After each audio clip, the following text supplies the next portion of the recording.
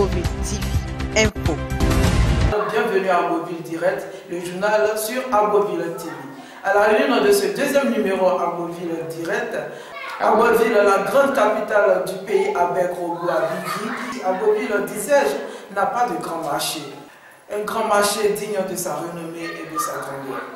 Agboville TV, le pays avec Abidji et la population de Tiasalé et de Ondussi a désormais sa télévision, une télévision de proximité. Les populations saluent l'initiative et ne cachent pas leur joie.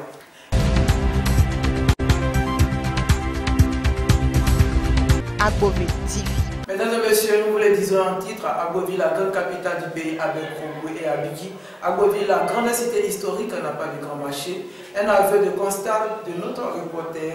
Regardez. On ne le dira jamais assez. Agboville, la grande capitale du pays, Abé et Korobu. Agboville, chef-lieu de la région de la Niébi-Tiassa. Agboville, la grande ville historique, n'a pas encore de marché digne de sa renommée. Le grand marché qui faisait hier la fierté de la ville historique, lequel marché qui a brûlé en 2001, aux plus chaudes heures de la campagne municipale qui opposait le maire sortant Frédéric Akembo et le maire entrant Dr Teki Claude, n'a pas encore été reconstruit. Voilà donc 16 ans. 16 ans que ce marché qui a brûlé garde encore ses stigmates de ce feu dont on ignore encore l'origine et l'auteur. Serait-ce un feu d'origine criminelle, un acte de pyromane, sans foi ni loi? Serait-ce un acte de malveillant, sans cœur, devenu malfaiteur? Nul ne peut jusque-là le dire après 16 ans. Que peut-on apprendre des enquêtes menées? Que relèvent et révèlent ces enquêtes? Nul ne peut le dire encore à ce jour. Mesdames et messieurs, en attendant le grand reportage sur ce marché, suivez cet élément qui nous présente l'état insalubre de ce pays, de cette bâtisse qui faisait hier la fierté du pays avec Robo et Abidji. Le marché d'Agboville est bien sale.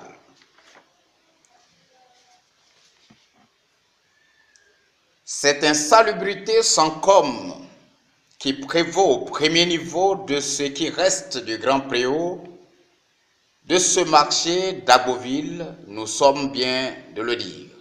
Cette saleté a coupé même l'appétit du sorcier, ne peut être du fait des acteurs tenants du pouvoir municipal, mais seulement l'œuvre de ces commerçants et autres vendeurs qui squattent encore et encore ces lieux ravagés par les flammes d'une nuit en 2001. S'il est admis que c'est l'homme qui fait son environnement, il convient de dire que l'on a alors en ces lieux cette fâcheuse habitude de rendre ce pan du marché insalubre. Une insalubrité qui fait la joie des souris, des cafards, des salamandres et autres bestioles qui y ont installé leur colonie.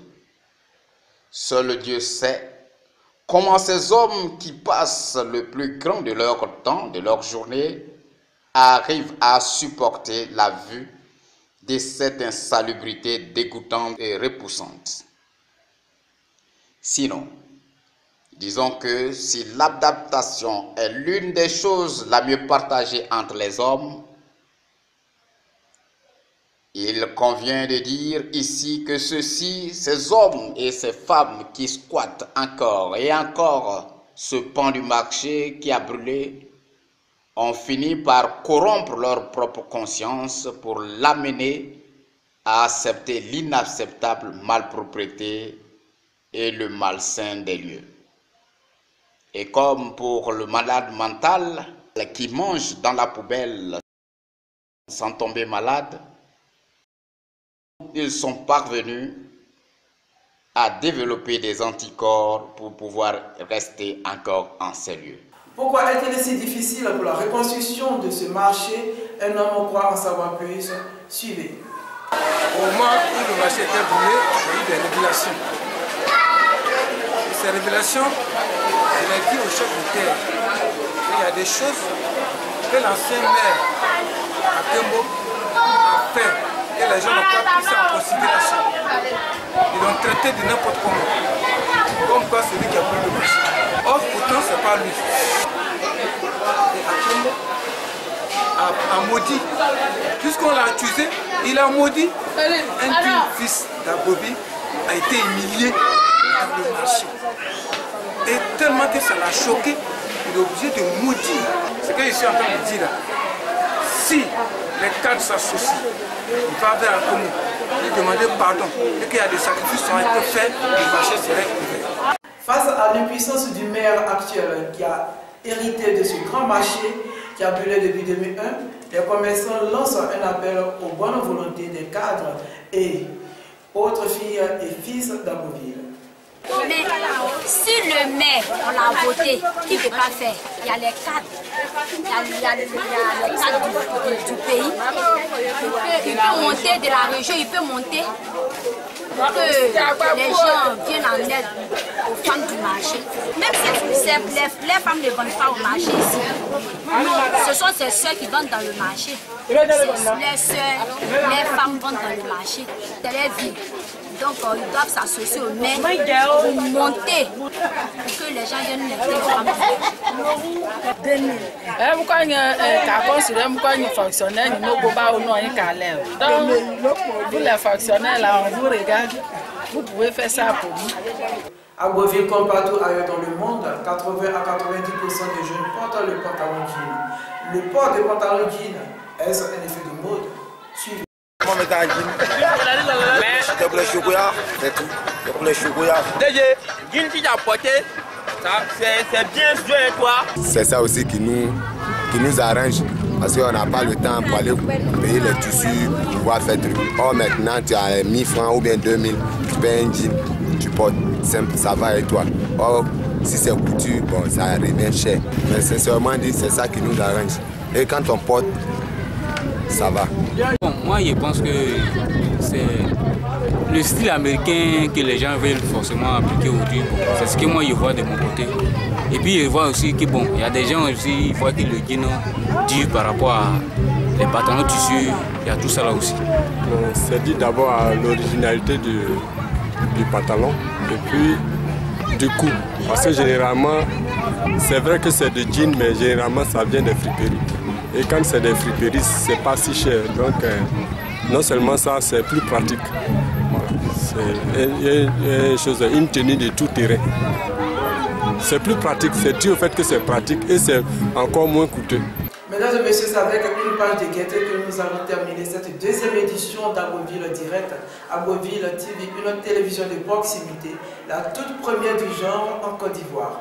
Avant de recevoir le promoteur sur notre plateau dans une de nos éditions d'Agboville Direct, le journal de cette télévision de proximité du pays Abel, Krogi et Abiki, suivez la joie des populations pour leur télévision de proximité.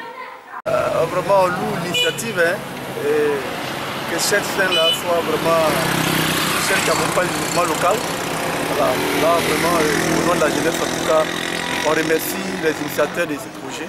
C'est un projet qui va pouvoir faire la promotion d'Agboville, mais aussi valoriser les cultures de notre région. Je crois que c'est une bonne initiative.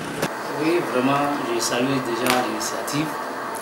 Vraiment, je suis très heureux, même si je ne suis pas de la région. Ça me permettra d'aller aussi nourrir l'idée de ma région. Pour moi, la venue de la télévision à Agboville, c'est une belle initiative. Ok, ça me va, c'est vraiment un grand plaisir.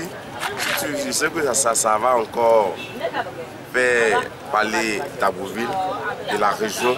Ça permet d'échanger. Je suis très heureuse de voir la chaîne Agboville, moi, les propres télé, comme RTI Boaké. Je suis très heureuse, ça me plaît bien.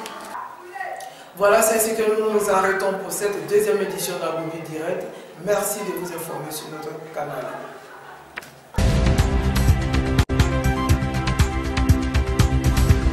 Agboville TV, info.